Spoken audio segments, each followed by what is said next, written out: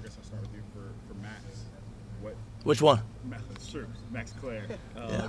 What do you want to see from him as he gets adjusted to Ohio State? I know he's already has Big Ten experience, just getting adjusted here a little bit. Yeah, Cam, I'm going to put a lot on his plate this spring. I haven't seen him do anything football-wise just because we're not in that period right now. But he's got to earn everything he's going to get. But I'm going to try to put a lot on his plate. Obviously, you've got to learn the offense. It's a new offense. And both positions, Y and H, and if we go 13 personnel and Z and X, I want to see what he can handle from that standpoint schematically, but then also physically. I got to evaluate him because I haven't had a chance to coach him yet.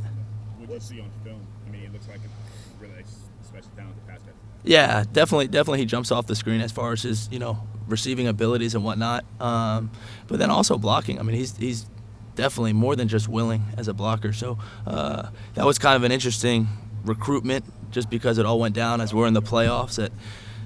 So the timing was not ideal there, but I'm super impressed with Max and his maturity coming in here and just acclimating himself to the unit. It's been awesome. Great addition. Add somebody to the room in general, or was it just a guy like, man, if that guy's out there, we got to go get him? Yeah, I'm always open to adding to making our room better, and like my guys know that. It could be from high school. Like people say, how many are you taking in this cycle? I'm going to take as many good tight ends as I could take, period. Whether it be high school or transfer portal. So I didn't go in saying I need to go take one. My focus was we got to get these guys ready to win the Natty because we were in the playoffs at that point. But no, every year I'm going to take as many great tight ends as I can because, I mean, we want to be the best unit in the country. What was the discussion like with bringing Max in when you know how good the receivers are that Brian produces? They can spell everything. You know how good of a receiving threat Max is. Is there a question of like, do we need like a true like receiving threat at tight end? You know what I'm trying to ask? Like, Brian's room does such a good job in the receiving game. Like, how does Max fit into this offense? Like, how much of that discussion was there before you guys were like, okay, yes, like, we're ready to take that? Yeah, it was never really comparing Max to anything like with the receivers. That was never a conversation. It was really more of do we want to bring in someone in the middle of this playoff run? And we were super, super protective of what we had going. Like, even the first couple of times I talked to him, he was talking to all these different schools, some that were in the playoffs. And I told him, I said, listen, I'm not going to sacrifice for 1 second any of my energy on you or a recruit or anybody. We're trying to go win the national championship. So even, like, that was the conversation. It was all about timing and being a fit. Like, I told him, I said, I'm not going to bring you here for a practice because I didn't think that was appropriate for me to be recruiting this kid in the portal while I'm coaching up these guys. So I didn't even bring him in for a practice. I said, if you want to come talk to me about this opportunity, it's got to be on an off day or an evening, and that's exactly what happened. And him and his parents came in on an off day at night, and we sat together for 2.5 hours, and I showed him how I could get him better as a player, and it was just an awesome conversation. But as far as bringing Max in, it was less about his skill set, more about is it a fit. And before I did any of that, I talked to Bennett and I talked to Kaz, and I said, you guys coming back? This is your unit. And, like, if you tell me no, I will not even talk to the kid. But, no, they were all on board. They did not even bat an eye. They said, if he can make us better, then let's go get him. I was going to ask you about the leadership in your room. You lost Cade, had G right there. Yeah. Who's G? Who's the leader of your room right now? Yeah, I mean, I would say Bennett first because he's been here the longest. So he knows what our culture is. And then Kaz is right there behind him. But all those guys, Jelani's been here for a while now. And that's the best part about this unit coming back. These guys, we got experience. I mean, just look at the playoffs alone. We had 6 tight ends play in the playoffs. I only travel 6 tight ends. So I had 6 play in the playoffs, and in the national championship game, I had 5 play. So, like, there's a lot of veteran leadership coming back. So a bunch of leaders in that room. When talking about Jelani, consistency is probably a lot. Yep. He made strides in that regard. Where have you seen him grow the most? And I guess where is he different now today, heading into spring than he has been? Yeah, how Jelani's different right now is all the non-glamorous stuff. It's just the daily habits, the stuff that you guys might consider boring, but just what are your habits from a day-to-day standpoint? How do you attack the off-season? Like him in the weight room with Coach Mick this off-season is like nothing I've seen yet. So I'm super encouraged, and I cannot wait to watch it translate to the football field. Yep. Which one? Gotcha. Last week at the Combine, Lathan Ransom said that he may have given you the idea to look at. Yeah, I don't want to give Lay too much credit, but no, there was no lies told there. So every Friday night, Lathan, Caleb Downs, and I sit next to each other for dinner.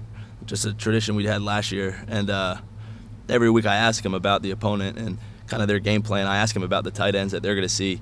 And when it was Purdue week, they were both going on and on about this kid. So when it was, when he entered the portal, Lay was like, yeah, that's the guy I was telling you about. So then we watched his film, and then conversations kind of started organically, and then the rest is history. But yeah, I'll give Lathan a little. You said which one. I'll ask about Max. Yeah. What's his development been like here now, year after year, almost a year after? Yeah, sure. Really good. Really good. This is a huge spring for Max, and we have high expectations. I mean, he had an awesome workout this morning that he won a one-on-one competition in front of the team, and we've been feeling him more. He's a tough kid, and super excited to coach him this spring. You didn't make anything secret at all about how much you guys wanted Nate Roberts in the class last year? No. Yeah, no. Out in the open. It was. What have you seen so far that makes you think that he's going to be ready to maybe not this year, because you've got such a large group of guys coming back and you got Max, but like, what excites you about him now that you have him on campus? Yeah, I'm super impressed by his maturity. I mean, I think it's credit goes back to his high school coaches, Coach Beller, and those guys at Washington, and his parents. I mean, he had a brother who played college football, so he kind of gets it a little bit. But he's been so locked in this winter. Like, it has not been too big for him at all.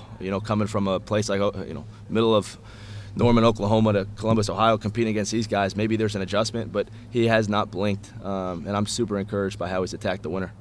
Sorry to ask, but with the addition of Max Clare in the room, how have you seen the younger guys adapt?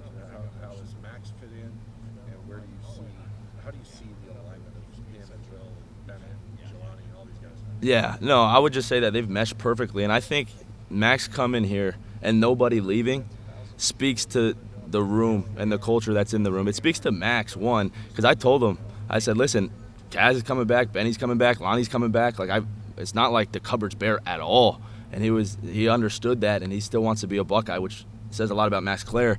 But then, like, in today's day and age, you bring in anybody from the portal, you got to think somebody's walking right out the door, let alone one of the better guys returning at that position.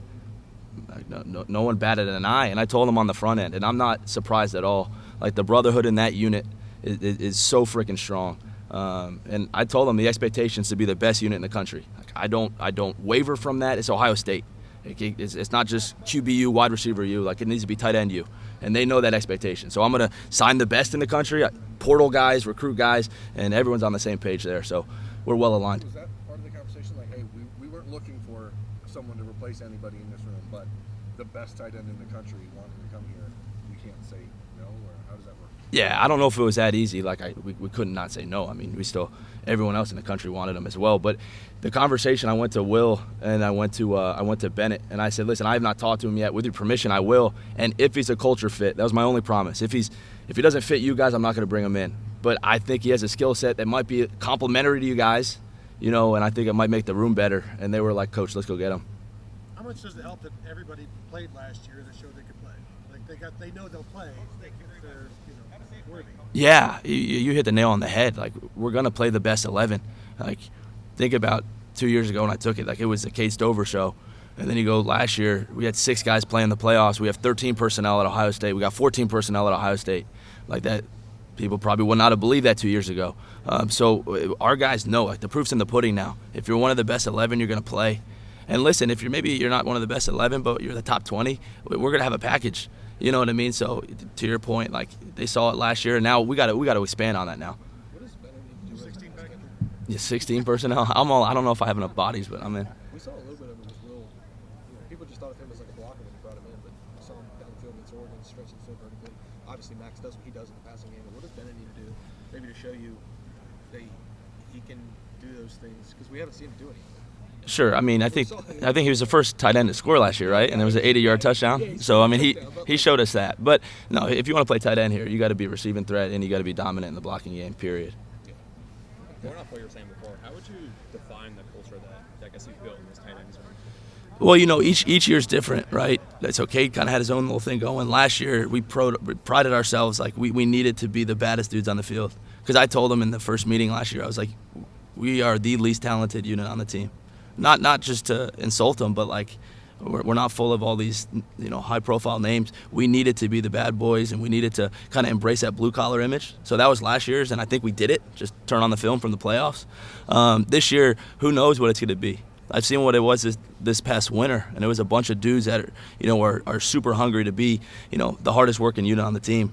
But time's going to tell. I'm excited to see and it's on them to set the culture. Yeah, Is there a point like in the season or in like camp that you realize like what that culture is going to be like? Yeah, I think when you come out of spring, you'll have an idea of sort of the direction we're heading in, and then throughout the summer, and then maybe fall camp. Like last year at fall camp, we all kind of looked around the room, and the leaders were like, if we block our tails off, like we got a shot.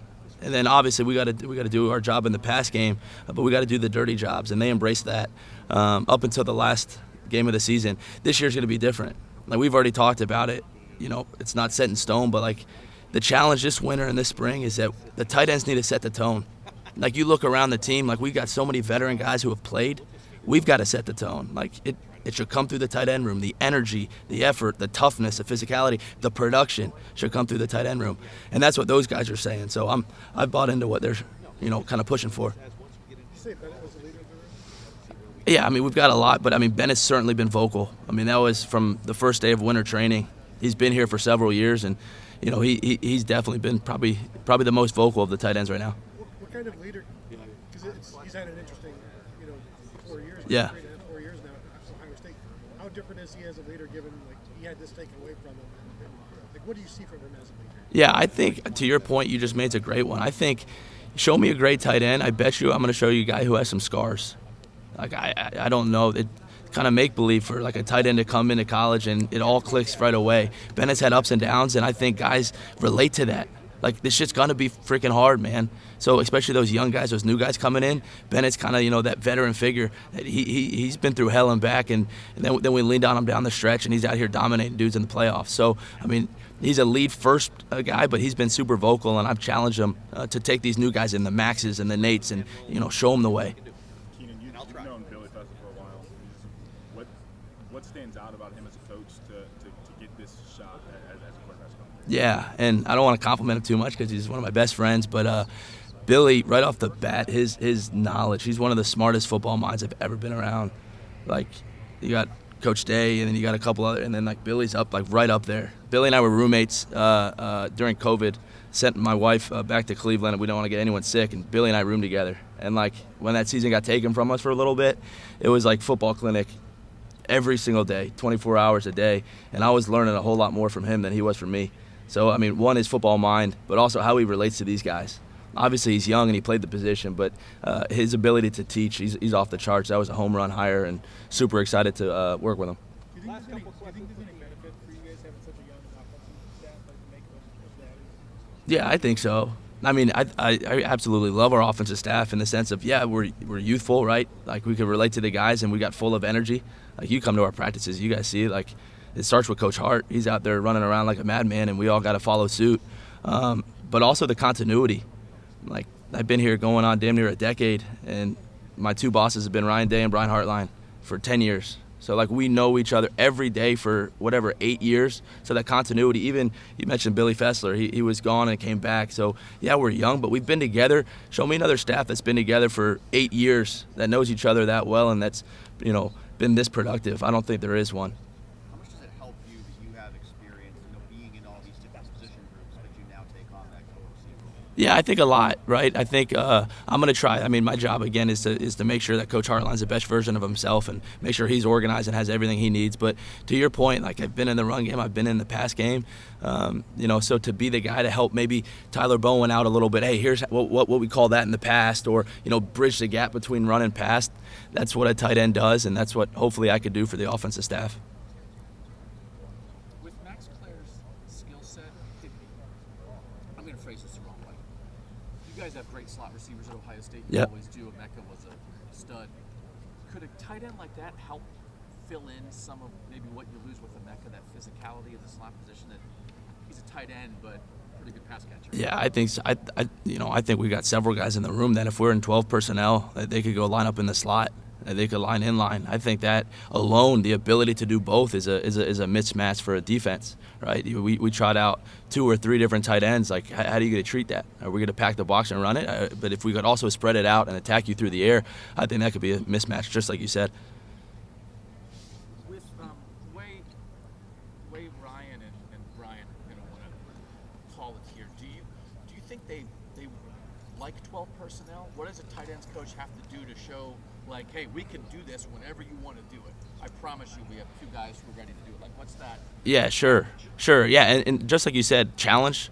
That's exactly what it is. Because really, I tell my guys, like, they don't have pride. Like, the best guys are going to play. It's not like Brian Hartline coaches receivers, so they're going to live in 10 personnel. That's not going to happen. If I know the guy like he's my brother. Like, if the 4 best are running backs, we're going to run the wing T or something. Like, he's a competitor, and he's going to put the best 11 on the field to win. And if that's, 2 tight ends, hopefully 2 tight ends, 3 tight ends, we're going to play with all of that. And that's why you come to Ohio State. We don't shy away from that at all.